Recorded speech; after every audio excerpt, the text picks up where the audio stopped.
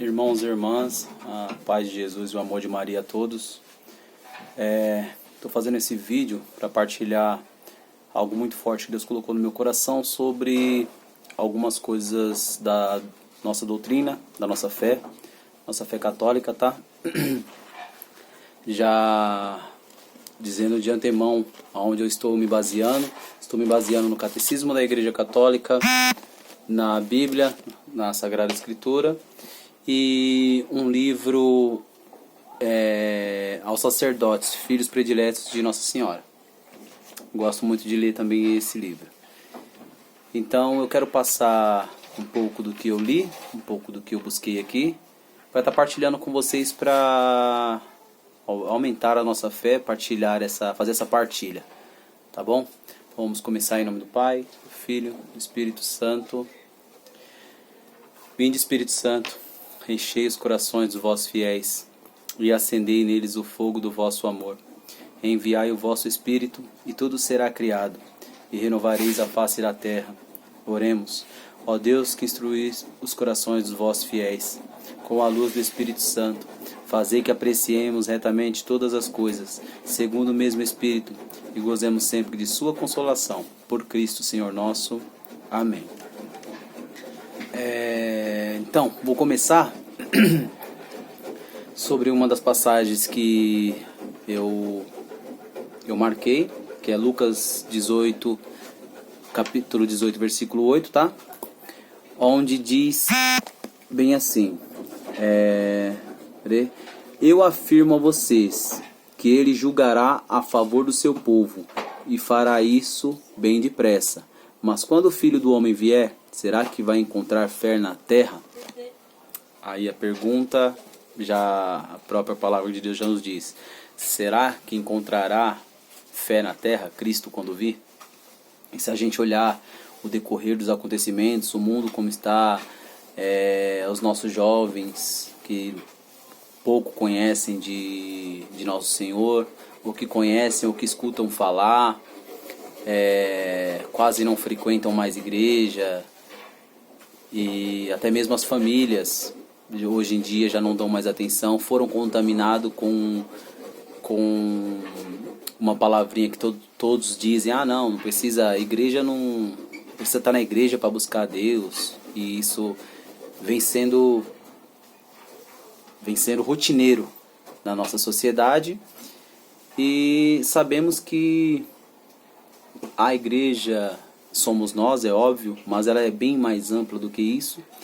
A igreja é o corpo de Cristo, e eu vou destrinchar um pouquinho disso aqui, vou abordar um pouco desse assunto aqui. E necessitamos desse corpo de Cristo, necessitamos dessa sabedoria divina para que a gente consiga passar pelas tribulações que acontecem na vida, através que o mal vem colocando, e a gente sempre lutando ao oposto, contra essa correnteza, contra essa maré. E sobre a pergunta, se será que encontraremos fé na terra, se a gente for olhar, for ver como vem aí as gerações, tanto agora como se for pensar nas posteriores ainda a essa geração, cada dia vai ficar pior. E aí eu me atento também nos ensinamentos da Igreja Católica. Por exemplo, o estudo de Nossa Senhora chamamos de Mariologia pela Igreja Católica. A Bíblia é exegese. E os padres, as patrísticas, que gostam de estudar as patrísticas, que é os antigos, os padres antigos, tem as patrísticas de tudo que eles ensinavam, os nossos antepassados. E a Trindade, né?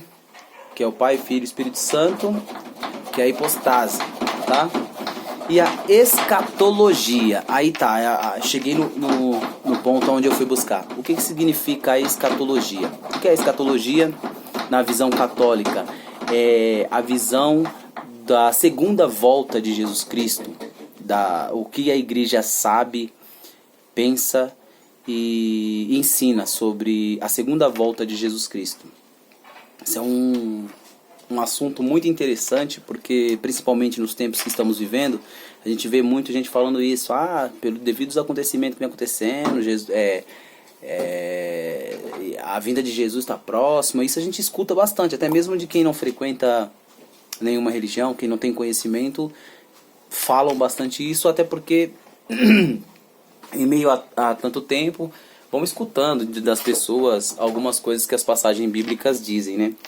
E em Mateus 24, Jesus Cristo mesmo fala a respeito dessa vinda. Porém, ele deixa bem claro que não saberemos o dia. O Pai não revelou o dia. E que isso não vamos saber, não tem como saber. Então, se alguém um dia falar dia, hora, data, isso é uma mentira, que não sabemos. Porém, em diversas passagens bíblicas, Cristo diz que a gente tem que ter prudência e tem que vigiar. Por exemplo, a passagem das noivas em Mateus 25 ou 24, 25 é 24 por aí, Mateus. São Mateus fala também sobre isso, que a gente tem que ter a prudência, e quando ele virá buscar a noiva, que seja a igreja, não tem que achar as pessoas vigilantes, sabe? Fazendo tudo que ele deixou, que ele ensinou, as pessoas buscando, fazendo isso, o amor, com a caridade, com os sacramentos deixado para a igreja, que a igreja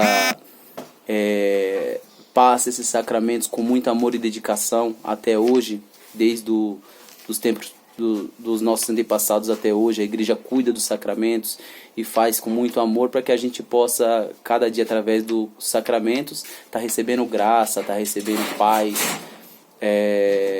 E todos eles uma grande santificação para aquele que acredita, que tem fé e vive realmente essa fé. É isso que a gente precisamos, viver realmente a fé de tudo que Jesus Cristo veio nos ensinando. Tá? Eu vou ler para vocês algo que a Igreja Católica nos ensina, no Catecismo da Igreja Católica.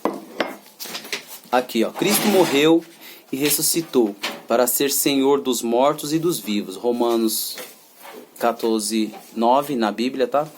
A ascensão de Cristo ao céu significa sua participação em sua humanidade, no poder e na autoridade do próprio Deus. Jesus Cristo é Senhor, possui todo o poder no céu e na terra, está acima de todo o principado, potestade, fortaleza e senhorio. Ou seja, ele está acima de tudo. Nada, tudo Deus está acima. Pois o Pai pôs tudo debaixo dos seus pés. Efésios 1:20. Cristo é o Senhor do cosmo e da história. Nele a história do homem e mesmo toda a criação encontra sua recapitulação e sua consumação transcendente. Como o Senhor Cristo é também a cabeça da igreja, ou seja, Ele quem conduz a igreja, é Ele que passou todos os ensinamentos, todas as doutrinas, até mesmo é Ele que nos inspira a ler a Sagrada Escritura e que foi deixada pela nossa igreja, que é seu corpo, elevado ao céu glorificado, tendo assim cumprindo plenamente sua missão. Ele permanece na terra, ou seja, ele ainda está com a sua igreja. Ele foi ao céu, mas ele não nos abandonou. E a gente temos que crer veemente nisso, porque é isso que nos fortalece a nossa ida à missa, para comungarmos do corpo santo de Jesus Cristo. A redenção e a fonte da autoridade que Cristo, em virtude do Espírito Santo, exerce sobre a igreja. Ou seja, a igreja tem autoridade, pessoal. A gente muitas vezes fica querendo debater contra a igreja sem conhecer a autoridade que a igreja tem, o poder que a igreja tem, dada por Cristo.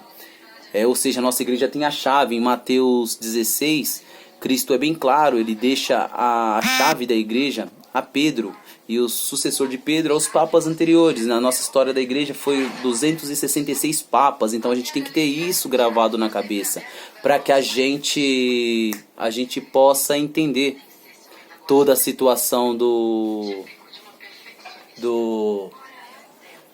da nossa humanidade. E a gente tem que ter essa ciência para que a gente possa aprender, para que a gente possa buscar, para que a gente possa repassar com amor e carinho, para que as pessoas também possam conhecer esse amor de Deus e buscar a salvação. Porque quão triste será aquelas pessoas que não conseguiam a graça da salvação, até mesmo eu, não sei, busco eu e com somente Deus saberá, porque só Ele conhece o meu coração e as minhas palavras, que elas sejam gravadas também no meu coração, para que as minhas atitudes também demonstrem isso, que não adianta só falar e falar e falar, sendo que a sua atitude você não consegue também passar. Ou seja, o maior evangelho é a vida, é o que você mostra, é o que você vive. Desde a ascensão e o desígnio de Deus entrou sua consumação. Chegou-se a última hora. 1 João 2,18. Portanto, é hora final do mundo. Já chegou para nós, e a renovação do mundo está irrevogavelmente determinada. E, de certo modo, já está antecipada nesta terra. Pois já na terra a igreja se reveste da verdadeira santidade, embora imperfeita. O que quer dizer isso? A igreja se reveste da verdadeira santidade, embora imperfeita. Ou seja, Jesus Cristo é santo, santo dos santos, e Ele é a cabeça. Então a gente somos revestidos dessa cabeça e dessa santidade. Porém, imperfeita. Onde está a imperfeição? Quem rege a igreja? O Papa, o Bispo, o Padre, são pessoas, são seres humanos como a gente, então tem as suas imperfeições. Por mais que a igreja seja santa, por mais que a igreja seja fundada por Cristo, tem as imperfeições do ser humano. Então, na sua humanidade, ele vai errar. E a gente temos que saber, ter essa inteligência de discernir uma coisa da outra. O que é a igreja santa, a igreja de Jesus Cristo, e o que é a humanidade da pessoa, entendeu? Em si só. Ou seja, porque um papa, será que ele não vai errar? Lógico que vai errar, entendeu? E o mais lindo da nossa igreja é essa humildade. Mesmo ele sendo papa, ele se confessa, também como qualquer outro. E o padre se confessa, o bispo se confessa. Nossa igreja tem um ensinamento tão grande de humildade. E nisso dá pra gente ver a luz de Cristo. Porque o próprio Cristo lavou os pés dos seus apóstolos e disse: o mestre não é maior do que os seus no caso dos apóstolos. Ou seja, e a igreja continua isso nas missas do lava-pés. Então, a igreja é toda fundamentada biblicamente. A gente tem que ter essa certeza para quê? Para que a gente firme a nossa fé, firme a nossa vocação e não desanime com as coisas que acontecem dentro da igreja. Porque o que acontece dentro da igreja são pessoas nas suas falhas, nas suas limitações. Eu falho.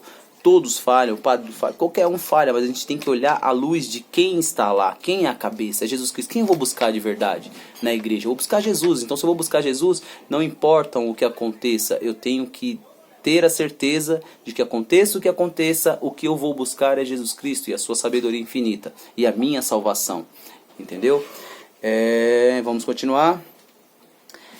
O reino de Cristo manifesta a sua presença pelos sinais milagrosos que acompanha seu anúncio pela igreja. Quais são os sinais que a gente pode ver, os sinais milagrosos na igreja? Que a própria palavra também diz que a árvore é conhecida pelos frutos. E quais são os frutos que a árvore mostra para nós? Que esses frutos, quais são esses frutos?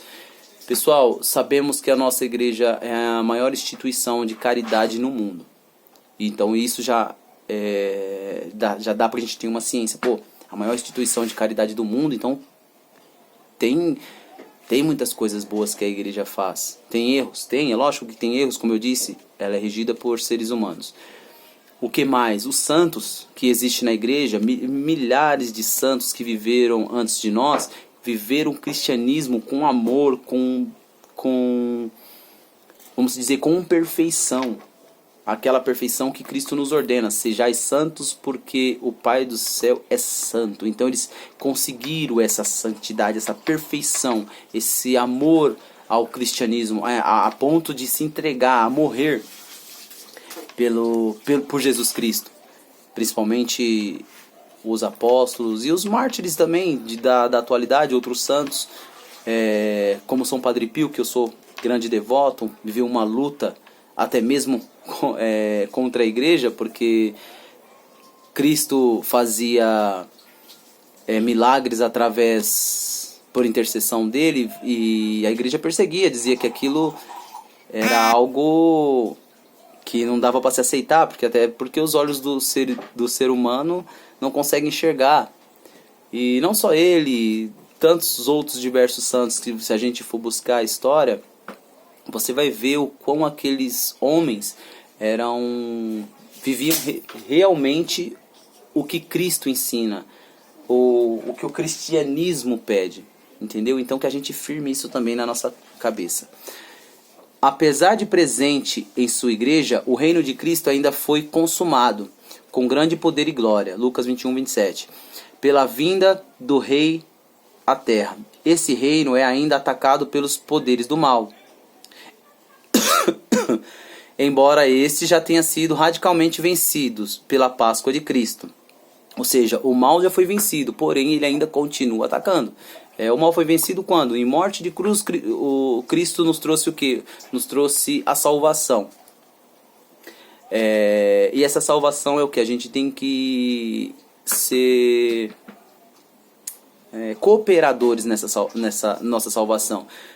Cristo veio, morreu em cruz, trouxe a salvação e deixou o caminho para a gente seguir. É tanto que ele fala, quem quer vir após mim, pegue a sua cruz e me siga. O que quer dizer isso? Ele deixou a salvação para todos, porém a gente tem que lutar por ela, viver o amor que Cristo pediu, viver a caridade, viver, como eu posso falar, a humildade, a fé viva e atuante. Qual que é a fé viva e atuante? Uma fé sem ação é uma fé morta. Então essa fé tem que ser viva e atuante. E como que você atua? Você atua no seu trabalho, numa padaria onde você vai comprar. Essa fé tem que ser utilizada e atualizada nos locais onde você vai. Você tem que, o máximo possível, ser diferente.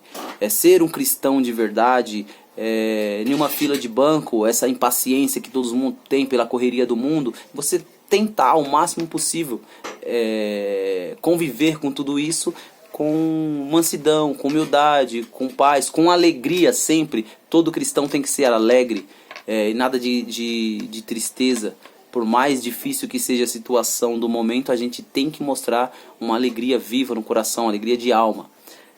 Vamos lá, para finalizar. Enquanto tudo não for submetido a ele, enquanto não houver novos céus e nova terra, nos quais habita a justiça, a igreja peregrina, ou seja, a igreja peregrina somos nós, estamos peregrinando para chegar ao céu, leva consigo os seus sacramentos.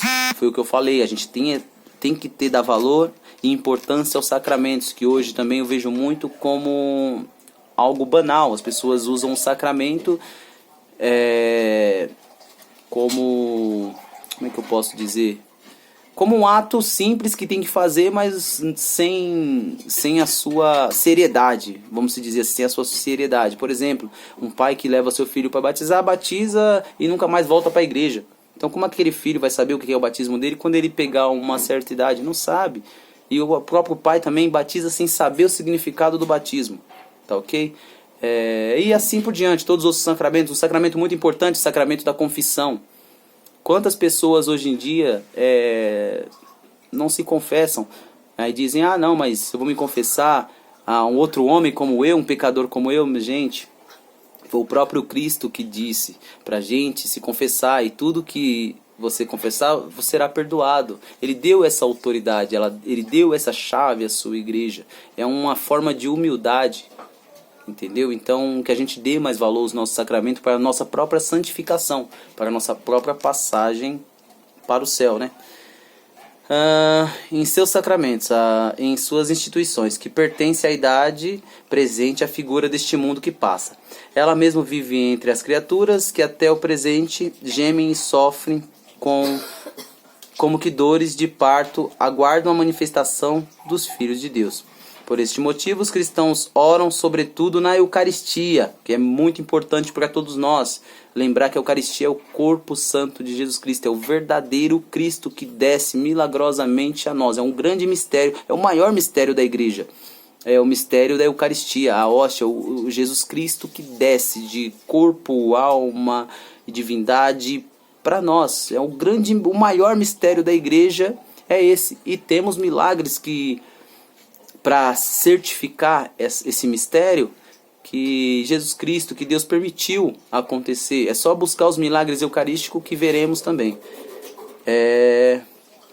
Para apressar a volta de Cristo. Dizendo-lhe, vem Senhor, Jesus, Apocalipse 22, 20. Cristo afirmou antes de sua ascensão que ainda não chegará a hora do estabelecimento glorioso do reino messiânico, esperado por Israel, que deveria trazer a todos os homens, segundo os profetas, a ordem definitiva da justiça, do amor e da paz.